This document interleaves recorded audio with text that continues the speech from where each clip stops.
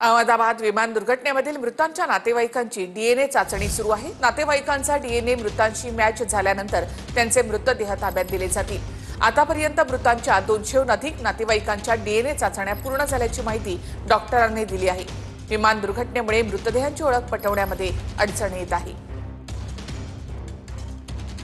थेट माहितीसाठी आपण जाऊयात आमचे प्रतिनिधी कृष्णा सोनारवाडकर यांच्याकडे। कृष्णा, अनेक नातेवाईकांच्या डीएनए चाचण्या ज्या आहेत त्या पूर्ण झाल्यात, त्यानंतरच मृतदेह नातेवाईकांच्या ताब्यात दिले जाणार आहेत। काय एकूण परिस्थिती आहे?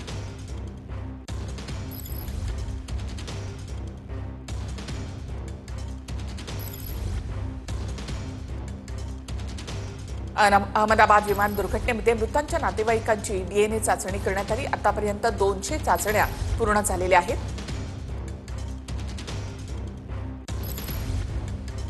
विमान दुर्घटनेमध्ये मृतांची ओळख पटवणं हे कठीण गेलेलं आहे